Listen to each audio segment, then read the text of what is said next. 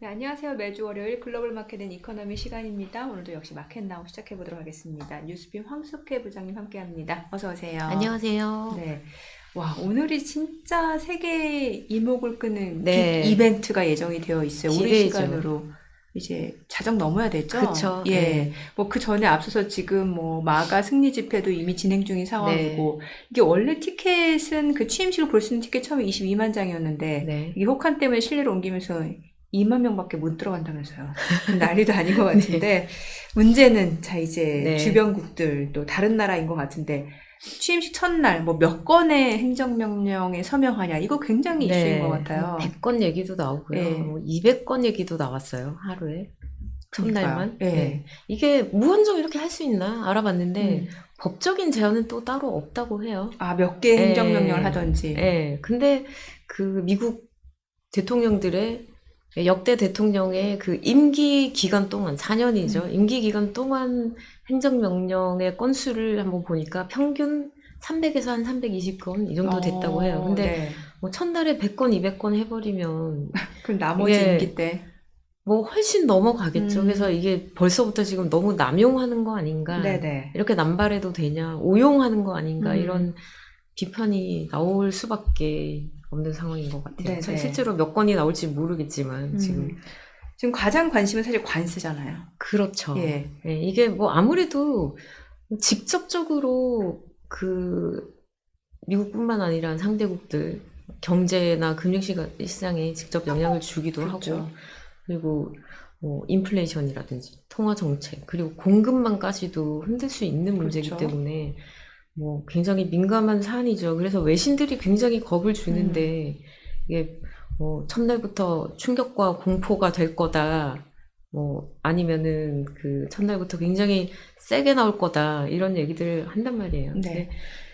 세상에서 가장 아름다운 단어라면서요, 관세가. 관세. 예. 그러니까요. 예. 근데 관세를 마치 모든 문제 해결책인 양 생각을 음, 하는 것 같아요. 트럼프가, 예. 그 세금 감면해주고, 세금 인하해주고, 재정 적자 늘어나는 것도 관세로 해결하면 돼. 음, 부채도 관세. 음, 예. 그리고 제조업 일자리 관세 매겨서 수입 안 되면 제조업 일자리 늘어나. 음, 예. 그리고 뭐 전쟁도 관세 가지고 종식시킬 수 있고, 음, 국경 강화, 음. 반이민도 관세를 이용. 실제로 멕시코랑 캐나다에 25% 때릴 거야. 이 전제가 네. 니네 국경 강화하지 않으면 네. 때릴 거다. 이렇게 얘기한 거잖아요. 관세를 거의 무기로 사용을 하고 있는 그러니까 거죠. 협상용 카드로, 그죠? 예, 예. 그리고 달러 방어도 음, 관세로 하겠다. 이게 뭐냐면은 달러 패권에 도전하는 국가들 있잖아요. 그래서 우리 무역할 때, 우리 달러로 결제 안 해. 우리 다른 걸로 할 거야. 요러고 나오는 국가에 뭐 음, 100% 때릴 거다. 이런 얘기 네. 나오죠. 달러 방어 음, 하겠다는 거죠. 어떤 얘기까지 나오냐면 중국이 미국 국채 팔잖아요. 지금 네, 줄이고 네. 있잖아요. 이러다 보니까 좀 비껴가는 얘기긴 한데 그 미국 국채를 보유한 주체의 음, 구성을 보면 중국, 일본 중앙은행이 줄어들면서 민간 자본 그 자산 운용사들이 지금 늘어나고 있단 말이에요. 네, 이 네. 포션이 늘어나고 네, 있어요. 이러다 네. 보니까 문제가 뭐냐면 이런 민간 금융사들이 자주 아무래도 중앙은행보다는 자주 뭐 사고 팔고 하고, 그렇죠. 예, 좀 더 공격적으로 하잖아요. 이러다 오죽하면 보니까 채권은, 최근에 채권자 경단 뭐 이런 예, 얘기까지 그러니까요. 나오니까, 예, 예. 그래서 그 과거에 비해서 국채 수익률의 하루 그 등락 변동폭, 예. 폭도에 굉장히 크게 뛰고 변동성도 음, 높아지고 이런 문제가 있다 보니까 무슨 관측까지 나오냐면 그 미국의 핵 우산이라고 하죠. 네네. 예, 미국 보안을 미국에 의존하는 나라, 한국을 음, 포함해서 이런 나라에 니네 우리 국채 좀 사. 아, 이래가지고 안 사. 그러면은 방위비 올릴 거야. 아니 그러면은 그거 아니면 또 관세 뗄 음, 거야. 이런 식으로 나올 수도 있다는 관측이 네. 나오고 있는 거죠. 그리고 또 어떤 얘기까지 나오냐면 그 작년에 트럼프가 뉴욕 경제 클럽에서 했던 얘기인데 미국도 국부 펀드가 있어야 돼. 이런 얘기를 네. 했어요. 이거는 바이든이랑 트럼프랑 음, 거의 뭐 유일하게 의견 일치를 보이는 사안인데 네. 국부 펀드 좋다 이거예요. 음, 근데 무슨 돈으로 할 거냐 이거죠. 지금 재정 적자가 얼마고 국가 부채가 얼만데 무슨 돈으로 할 거냐 이런 얘기가 나오니까 트럼프가 했던 얘기가 관세로 하면 돼. 그때도 이랬어요. 그래서 거의 관세를 무슨 모든 문제 해결책으로 이렇게 생각을 하는데 네. 첫날 행정명령에 100건이 됐던 뭐 200건이 됐던 분명히 관세에 대한 내용은 들어갈 거라고 보고 있어요. 얼마나 어떤 내용이 들어갈 건지 이게 관건인데 나온 내용을 한번 되짚어 보면은 보편관세 10% 얘기했었고 네. 중국에 10% 추가 관세 그리고 뭐 최대 60% 얘기 나왔고 멕시코, 캐나다에 25% 이런 얘기 나왔죠. 그리고 또 한 가지가 대외 수입청이라는 걸 만들 거다 이런 얘기를 네네. 했어요. 익스터널 레비뉴 서비스인데 미국 국세청이 IRS잖아요. 인터널 레비뉴 서비스잖아요. 이게 내국인들한테 세금을 걷는 거잖아요. 그러니까 이름을 IRS랑 대비시켜서 ERS로 정하고 이게 말하자면 관세청을 만들겠다 이런 얘기죠. 그러면 미국이 그럼 지금까지 관세청이 없었나요? 있었어요. 예. 예. 그 세관 국경 보호청이라는 기관이 있는데 여기서 관세를 담당한단 말이에요. 그러면 ERS라는 걸 새로 만들면 뭐 기존에 있는 기관을 대체하는 거냐? 아니면 뭐 원래 있는 기관을 존속시키냐? 구체적인 얘기가 없어요. 그리고 이 새로운 기관을 하나 만들면 예산을 투입해야 되잖아요. 그러면 이제 의회 승인도 필요한 거고, 뭐 법률을 제정하거나 뭐 개정을 해야 될 필요도 있고, 이런 문제에 대해서는 아직 뭐 이렇다 할 구체적인 얘기가 없어요. 그래서 네. 뚜껑이 열려봐야 실제로 행정명령에 이런 내용들이 들어갈 건지, 얼마나 구체화될 건지, 확인이 가능할 것 같고요. 또 네. 얘기가 나왔던 게 그 IEEPA라는 국제 긴급 경제 권한법이라고 하죠. 네네. 77년대에 제정이 됐던 건데 계속해서 무역 적자가 이렇게 발생하는 상황 자체를 이게 국가 비상사태다 이렇게 규정을 하고 그래서 이 법을 발동시켜가지고 트럼프가 뭐 일괄 관세라든지 아니면 수입 제한이라든지 이런 굉장히 좀 적극적이고 때로는 공격적인 대응을 할 수 있게 트럼프한테 권한을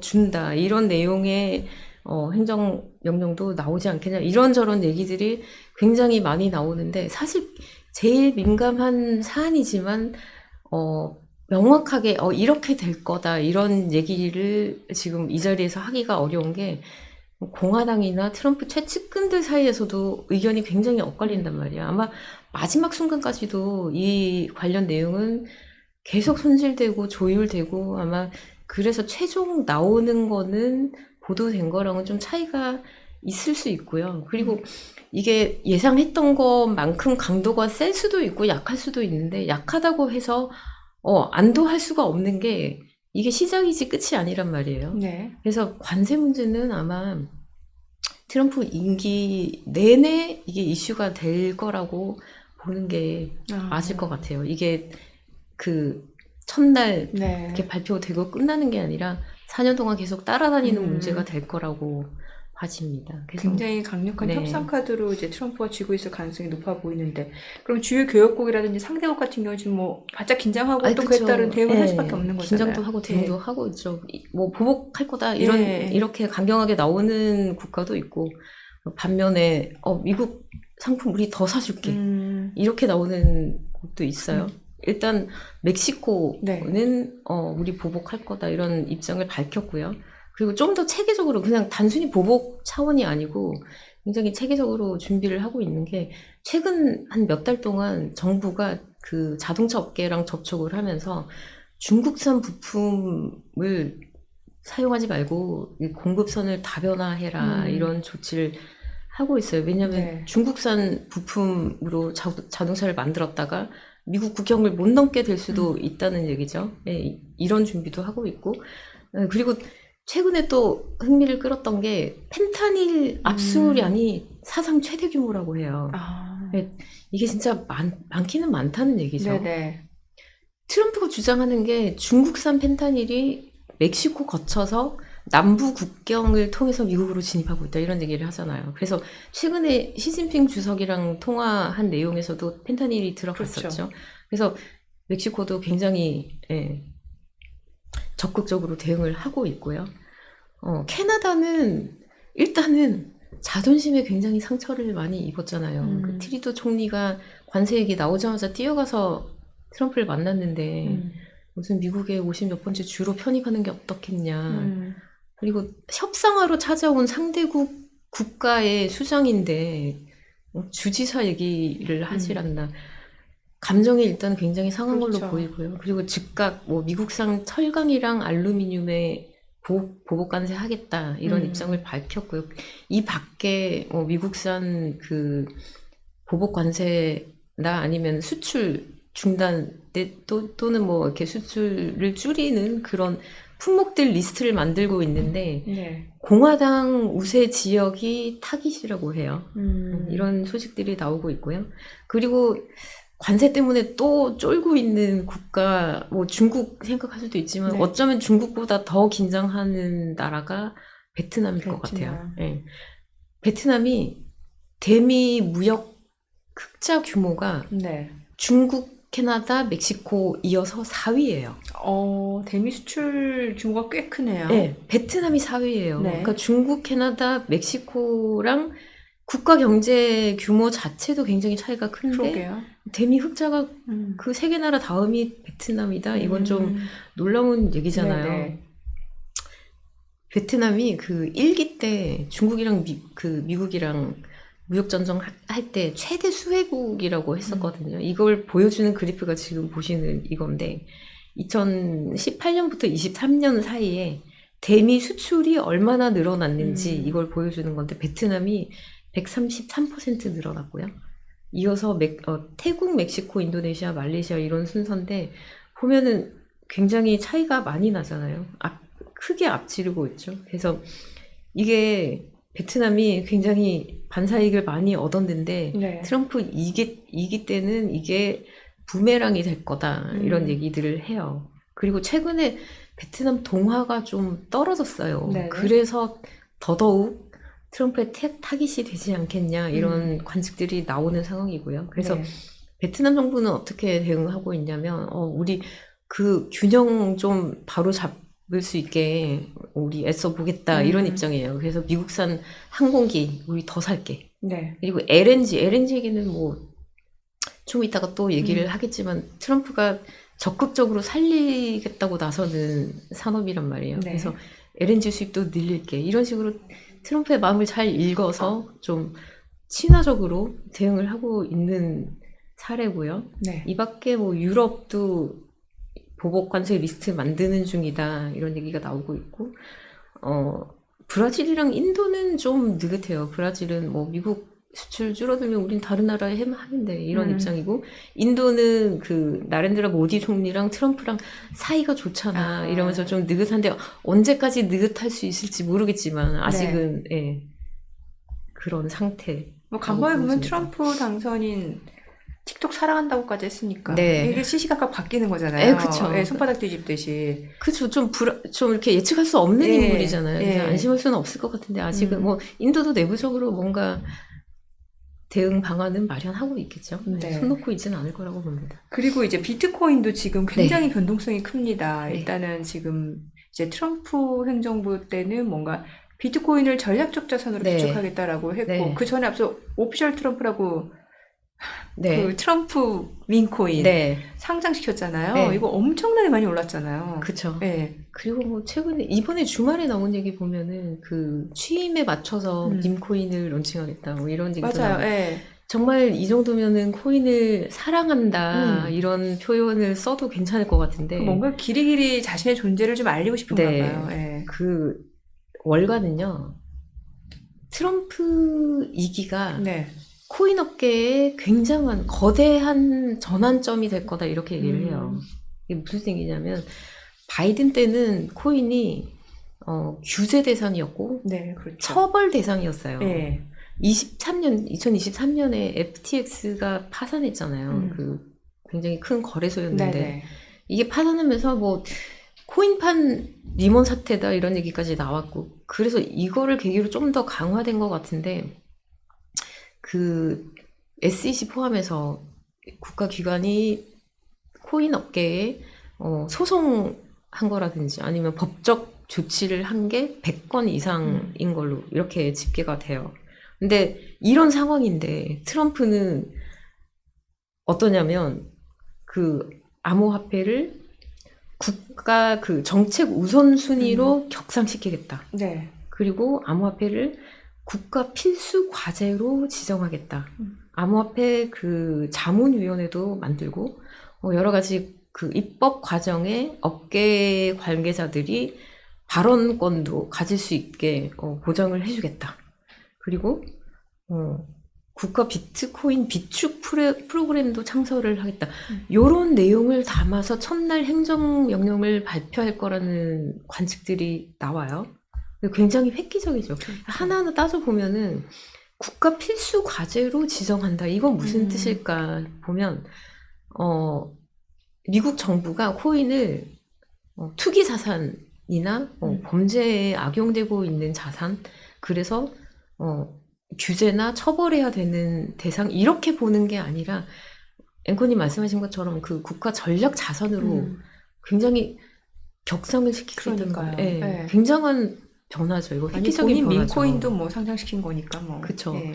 그리고 국가 비트코인 비축이라는 게 이 프로그램은 또 뭐냐면은 네. 미국이 코인을 미국 정부가 한 200억 달러 규모로 가지고 있다고 얘기를 해요. 근데 이것 말고 압수한 비트코인 물량이 꽤 된다고 해요. 압수는 어떻게 압수를 한 거냐 보면 주로 범죄 행위, 가령 그 마약 거래라든지, 네네. 아니면 돈 세탁, 그리고 뭐 해킹 하죠. 요런 범죄 행위 수사를 하다가 털어낸 그 코인 물량이 꽤 된다는 거예요. 네네. 이건 말고 무허가 거래소라든지 아니면 증권거래법 위반한 코인이라든지 요런 거 다 포함해서 상당한 물량이 되는데 이게 지금까지는 범죄에 악용된 어떤 자산이다 해서 그냥 묻어두고 있는 거잖아요. 근데 이거를 제도권에 편입시켜서 국가기관이 이거를 통합 관리를 하겠다는 거죠.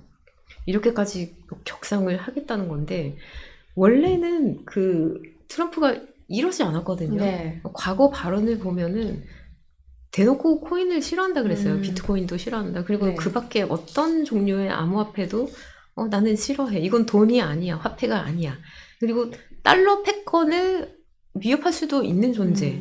그리고 범죄에 악용 실제로 되기도 했지만 그런 대상? 이렇게 봤단 말이에요. 네. 근데 이렇게까지 180도 왜 바뀌었을까를 생각해보면 일단은 관련 업계가 대선 과정에 트럼프에 줄을 댔어요. 네. 돈줄을 댔어요. 네. 그러면서 또 굉장한 적극적인 로비를 벌였죠. 그리고 트럼프가 애정하는 사람 한 사람 있잖아요. 일론 머스크. 네. 네. 머스크도 대단한 코인 옹호자잖아요. 그렇죠. 네. 네. 이런 영향도 좀 있었을 거라고 보이고, 그리고 미국의 젊은 층들이 코인 거래를 많이들 하잖아요. 그렇죠. 유권자잖아요. 네, 맞아요. 네. 표심을 얻으려면 우리는 바이든하고 달라. 얘는 이렇게 제재하고 뭐 규제하고 이랬지만 우리는 달라. 이런 이미지를 심어줄 필요도 있었고. 네. 그리고 뭐 스테이블 코인 얘기 나오지만 국가 부채를 이거 코인 가지고 해결하겠다 이런 청사진도 지금 그리고 있는 상태고. 네네. 대외적으로 보면은 중국이 디지털 위안화를 추진하잖아요. 그렇죠. 이런 여기에 대한 대응도 필요한 상태고. 어쨌거나 지금까지 제조업은 중국이 잡고 있는 상태예요. 네. 이게 뭐 다변화되고는 있지만 그거랑 반대국부에서 미국이 장악하고 있는 건 금융 시스템이잖아요. 네. 달러 패권을 앞세워서 금융 하나는 쥐고 있는데 코인을 버리면 입지가 약해질 수도 있겠다 이런 판단을 한 걸로 보이고 이런 여러 가지 상황 속에 코인에 대해서 굉장히 우호적인 정책을 할 거다 이런 기대감이 큰데 그래서 대선 이후로만 코인이 50% 뛰었잖아요. 10만 달러에 넘었고 이게 이런 기대감을 반영한 걸로 보이는데 실제로 이제 뚜껑이 열렸을 때 어느 정도 어떤 내용의 행정명령이 진짜 공개가 될지 월과가 시선을 집중하고 있습니다. 그리고 또 하나 이제 시장 관심 끄는 것 중에 하나가 그 에너지 쪽인데 왜 그 전에 민주당 쪽 같은 경우는 바이든 행정부 같은 경우는 오히려 좀 친환경 해가지고 신재생 쪽이 그쵸. 그쪽 산업이 더 각광을 받았는데 이제 트럼프 2기에서는 오히려 전통적인 에너지라든지 아니면 LNG라든지 이쪽을 더 하겠다는 거고 또 파리 그 협약 기후 거기 또 탈퇴한다 그러죠. 그래서 코인만큼이나 에너지 시장도 트럼프가 뒤집어 놓을 거다 이런 얘기들을 해요. 그래서 석유나 LNG 업계는 지금 뭐 잔치 분위기예요. 큰 장 선다 이런 얘기들이 계속 나오고 있어요. 트럼프가 에너지부랑 내무부 그리고 환경보호청 이 세 개 부처에 어떤 지시를 했냐면 바이든 시대의 모든 에너지 정책을 전면 재검토하라 이런 얘기를 했어요. 그래서 말씀하신 것처럼 바이든은 환경을 앞세워서 원유 시추 못하게 했잖아요. 그리고 LNG 수출을 중단시켰어요. 왜냐하면 이거는 국내 가격이 너무 뛰니까 일단 국내 가격부터 안정시키자. 그래서 수출하지 마. 내부적으로 공급해. 이런 정책이었고 온실가스 규제도 했었고 그런데 트럼프가 이런 규제를 다 철회하는 내용을 담아서 행정명령을 발표할 거다. 이런 전망이 나오고 있고요. 그리고 또 하나 그 에너지 업계에서 관심을 두는 게 키스톤 송유관이거든요. 이게 정치적으로도 굉장히 얽혀 있고 법적인 문제도 같이 맞물려 있고 그래서 수년 동안 이게 진행이 안 된 프로젝트예요. 사실상 무기한 뭐 중단된 상태다 이렇게 보는데 이게 트럼프가 행정명령을 통해서 이 허가를 다시 재개하지 않을까 이런 기대감이 있어요. 근데 기대감도 있지만 한편에서는 이게 행정명령 가지고 실효성이 있을까 이런 회의론도 있는데 한번 지켜봐야 될 것 같고요. 그리고 말씀하신 것처럼 그 파리 기후협정 첫날 행정명령의 탈퇴를 다시 한번 선언할 거다 이런 이런 얘기가 있어요. 이게 정권 바뀔 때마다 탈퇴했다 다시 가입했다 또 탈퇴했다 이게 무슨 모양새인지 잘 모르겠는데 이런 전망이 나오고요. 그 밖에 모든 외교 정책에서 환경이나 기후를 우선시하는 정책들을 다 손질하겠다 이런 얘기들을 하고 있어요. 그리고 또 한 가지 그 관심을 끄는 게 이란 제재 얘기가 나와요. 뭐냐면 미국은 지금 그 트럼프가 시추를 규제했던 거를 다시 풀어가지고 시추할 수 있게 해준다는 거잖아요. 그래서 생산 늘릴 수 있게 한다는 거잖아요. 그와 동시에 이란은 최대 수위의 제재를 해서 하루 한 100만 배럴 정도 공급을 감축시키려는 움직임을 보이고 있다 이런 얘기가 나와요. 그래서 에너지 쪽, 석유 쪽의 패권을 한번 또 주려는 게 아닌가 이런 전망도 나오고 있죠.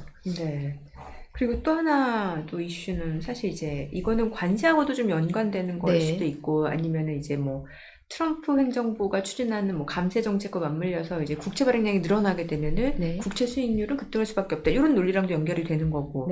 지금 최근에 보니까 10년물 국채 수익률이 4.8까지 올라가면서 이거 5% 넘는 거 아니냐 우려가 있었는데 일단은 지금 4.6 정도로 안정이 되긴 했는데 이제 앞으로가 문제일 것 같아요. 그렇죠. 뭐 4.78 이렇게 가니까 뭐 5% 열린다, 6% 간다 이런 얘기도 나왔고 뱅크 오브 아메리카죠. 그 다른 몇몇 IB도 그런 얘기를 했는데 그 연준의 피벗, 금리 인하가 작년 12월로 끝났다 이런 얘기도 나왔고요. 근데 12월 그 말씀하신 것처럼 수익률이 좀 안정이 된 게 12월 인플레 지표 나오면서 좀 분위기가 바뀐 거잖아요. 특히 뭐 근원 CPI가 좀 괜찮다라고 하죠. 그러면서 다시 또 뭐 금리 몇 번 내리지 않겠어 뭐 이런 얘기도 나오는데 그 지금 그래프를 한번 봐주시면 이 그래프를 저번에도 한번 말씀드린 적이 있었는데 왼쪽이 10년물 수익률이고 오른쪽이 기준금리인데 작년 9월에 빅컷을 했잖아요. 연준이 서프라이즈였죠. 이때부터 이제 최근까지 기준금리를 100bp 내렸어요. 근데 참 아이러니하게 10년물 수익률은 9월에 피벗하면서 그때부터 뛰어서 100bp 올랐단 말이에요. 왜 이런가? 이게 연준이 금리를 내리긴 했지만 매파 인하다 뭐 이런 논리가 제기가 됐었어요. 근데 사실 이걸로는 좀 설명이 부족한 측면이 네. 크죠. 그리고 시장 금리가 오르는 게 미국만의 얘기가 아니에요. 사실 미국보다 영국이 더 심각하고요. 그렇죠. 네, 30년물이 지금 뭐 98년 이후 최고치까지 갔었고, 일본도 계속 오르잖아요. 네네. 지금 금리 인상 기대감 때문에 계속 오르는 상태고. 그래서 지금 월가에서 여러 가지 그 배경으로 근거로 되고 있는 게 뭐 관세 얘기 나오고 재정 적자, 부채, 그리고 통화 정책 이런 얘기들을 하는데 이게 틀린 건 아닌데 이걸로는 설명이 부족하다는 거죠. 이거보다 좀 더 근본적이고 구조적인 배경이 있는데 네. 이게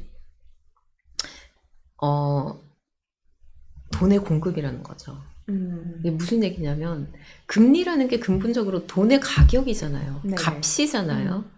가령 어느 은행에서 1억을 대출해 준다고 하면 그 이자를 물리는 거는 이 1억에 대한 값을 얼마로 칠 거냐 이게 이자잖아요. 그리고 반대로 내가 만약에 1억을 은행에 예금을 한다 그러면은 내 돈 1억에 대해서 값을 얼마로 쳐줄 거야? 이게 이자잖아요. 금리잖아요. 돈의 값이란 말이에요. 근데 모든 재화와 서비스의 가격이 기본적으로는 수급 논리에 따라서 등락하는 거잖아요. 금리도 마찬가지라는 거죠. 돈의 값도 수급 논리를 따를 수밖에 없다는 거죠. 이렇게 보면은 벤 버냉키라는 인물을 아마 기억하실 텐데 예전 연준의 의장이었죠. 이분이 20년 전에 2005년에 무슨 얘기를 했냐면 과잉 저축이라는 단어를 아마 이분이 처음 사용했을 거예요. 그 IB 쪽에서도 이런 얘기가 나왔을 수도 있는데 그 정책자로서는 이분이 처음 사용을 했는데 영어로 세이빙 글럿이라고 하죠. 이 단어를 왜 썼냐면 중국을 중심으로 신흥국들이 외환 보유액을 의도적으로 늘리고 있다는 거예요. 그리고 저축, 민간 저축도, 가계 저축도 굉장히 너무 심하게 늘어나고 있다. 그래서 금리를 누르고 있다. 이런 얘기를 했어요. 실제로 데이터로 드러나는 게 지금 그래프를 보시면 이게 무슨 내용이냐면은 전 세계 순저축 추인데 1990년의 수치가 1조 4천억 달러였고요. 네. 이게 10년 뒤에 2000년에 3조 달러로 늘어나요. 그리고 다시 한 10년 지나서 2011년 가면은 9조 2천억 달러. 그래서 90년에서 10년 뒤에 2배로 뛰었고 다시 10년 뒤에 3배가 되는 거예요. 그랬다가 지금 줄어들어서 7조 달러 선으로 줄었어요. 그러니까 순저축액 자체가 감소했다는 거죠. 수위가 낮아졌다는 거죠. 다른 데이터를 보면 어떤 내용이 있냐면 세계은행이랑 그 IMF에서 내놓은 데이터인데 전 세계 GDP 대비 과잉 저축 규모가 2008년에 7.1%였다고 집계가 돼요. 네. 이게 2012년에는 5.3%로 떨어지고 23년에는 3.1%까지 떨어졌어요. 수치가 어느 선에서 지금 순저축액이든 아니면 GDP 대비 비율이든 어느 시점에 지금 피크를 찍고 떨어지고 있다는 거죠. 과잉 저축, 그러니까 순저축 금액이. 그래서 석학들은 어떻게 보냐면은 2008년 그 미국 금융위기 그 당시쯤에 전 세계 과잉 저축이 정점을 찍고 추세적으로 지금 감소하고 있다. 이렇게 봐요. 그래서 지금 시장 금리가 연준이 금리를 내렸는데도 오르는 게 뭐 여러 가지 복합적인 이유가 있겠지만 가장 근본적으로 가장 기저에는 이게 돈이 줄어들었다 이거예요. 돈이 줄어들어서 돈값이 오른다는 얘기죠. 네네. 그러면은 2000년부터 2000년 후반때 요 사이에 이게 왜 늘어났지를 생각해 보면 외환 위기를 겪었던 신흥국들 아시아 중심으로 이런 국가들이 위기를 탈피한 이후에 외환 보유액을 버냉키가 말하는 것처럼 정말 늘렸어요. 이게 위기 대응하기 위해서. 그런 것도 있었고 수출이 호황이었어요. 네. 중국이 그때 두 자릿수 성장을 했잖아요. 그게 내수보다는 수출 중심이었잖아요. 세계화라는 큰 그림 안에서 수출이 늘어나고 중국뿐만 아니라 다른 수출 중심의 경제국들이 무역 흑자가 늘어나면서 경상수지 흑자가 점점점 늘어났고 이게 과잉 저축의 불쏘시개가 됐다는 거예요. 근데 지금은 어때요? 무역 증가 폭이, 전 세계 무역 증가 폭이 점점 줄어들고 있고, 그렇죠. 지금은 탈세계화가 전개되고 있는 상태란 말이에요. 대부분 다 자국 우선주의. 예. 그래서 과잉 저축이 20년 전처럼 늘어나는 상황이 다시는 오지 않을 거라는 거예요. 그렇게 구조적으로 그렇게 돌아갈 수가 없다는 거죠. 중국이 2000년 뭐 중반만큼 수출을 늘릴 수 있을까요? 그래서 경상수지 흑자를 더 높일 수 있을까요? 안 된다는 거죠. 지금 미국이랑 다시 또 한 번 무역전쟁 한판 전쟁을 벌이게 생겼는데요. 그러니까 중국도 사실 지금 어렵다는 보면은 거죠. 내수 경기를 활성화시키기 위해서 지금 재정 정책 그렇죠. 재정 정책을 해도 이 수출보다는 내수 위주로 네, 하고 내수 쪽으로. 있는 상태고. 네. 그래서 IMF 그 전망을 보면은 중국의 GDP 대비 저축액이 2022년에 45.7%였는데 이게 28년으로 가면 44%까지 중장기적으로 낮아질 거라고 얘기를 해요. 네. 그래서 그 ECB의 그러니까 유럽 중앙은행의 전 총재였죠. 마리오 드라기가 네네. 작년 2월에 그런 얘기를 했어요. 지구촌의 저금리 시대는 이제 끝났다 이런 선언을 했어요. 이게 단순히 연준이 금리를 올렸기 때문에 이런 얘기를 한 게 아니라 구조적인 문제가 있다는 거죠. 이게 탈세계화, 자국 우선주의, 지정학적 리스크, 여기에 인구 고령화까지 포함해서 순저축의 저축 과잉을 늘려주는 그 구조적인 토대가 지금 허물어지고 있다는 거죠. 그래서 돈이 더 늘어나기는 어렵게 됐다. 그래서 그러니까 이게 저축이 늘어나지 않는 이유가 이게 뭐 소비로 이어져서가 아니라 저축할 여력이 없다라는 그쵸, 거예요. 지구촌 전체의 순저축이 줄어들고 있다는 얘기죠. 그래서 지금은 이제 뭐 저금리 시대로 다시 돌아갈 거라는 기대를 할 게 아니라 네. 이제는 뭐 중금리 시대, 뭐 아니면은 고금리 시대로 고금리. 접어들고 있다, 추세가 바뀌고 있다 이런 인식을 해야 될 때고 네. 소수의 의견이기는 하지만 미국 지금 10년물 금리가 어쨌거나 5% 아래에서 움직이고 있는데 2050년이면 너무 길기는 하지만 2050년대에는 8%까지 갈 거다 이런 예상까지 합니다. 추세적으로 오를 거라는 얘기죠. 이러니까 달러 강세는 쉽게 꺾이지 않을 거다라는 얘기도 많이 나오네요. 네. 예. 그럼 지금 또 저희가 뭐 여러 가지 뭐 관세라든지 국채 수익률이라든지 이런 부분 체크를 해봤는데 그밖에 또 주목해야 될 포인트 있다면 어떤 게 있을까요?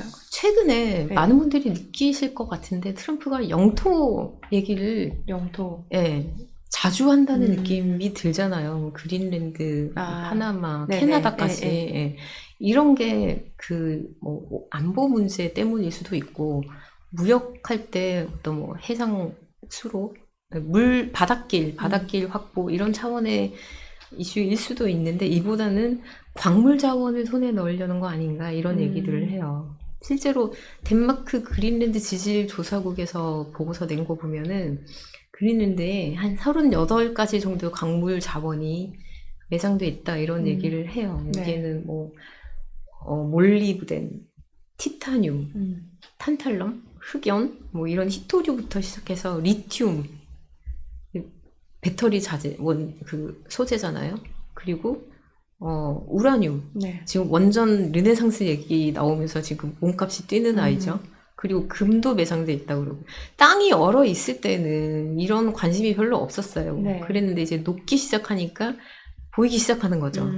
근데 매장돼 있을 가능성은 지금 높아 보이는데 채굴은 거의 미미한 수준이고 그래서 트럼프가 광물 자산을 손에 넣으려는 거 아닌가 이런 얘기들이 나오고 그러면서 이제 광물 전쟁 얘기까지 나와요. 2000년에서 2020년 사이에는 그때도 원자재가 그 슈퍼 사이클이었죠. 이게 중국 주도, 그러니까 그러니까 건설 아니면 인프라 건설 관련된 철강, 철광석 이런 원자재가 많이 뛰었죠. 근데 지금 이 슈퍼사이클은 끝났다고 봐요. 중국의 철강 그 생산량이 지금 뭐 한 4년 내 네. 최저치로 떨어진 상태고요. 그러면서 이제 한쪽 편에서 수요가 늘어나는 게 리튬이나 니켈, 그 구리 이런 애들인데 이게 어떤 금속이냐면은 인공지능 데이터 센터 만드는데 구리 없이는 안 된다고 해요. 이게 전기 전도율이 높아서 구리를 쓰지 않으면 비용을 어떻게 감당할 수가 없다는 얘기를 하는 거죠. 그리고 그 배터리 소재, 니켈 같은 그 리튬이라든지 뭐 이런 광물들.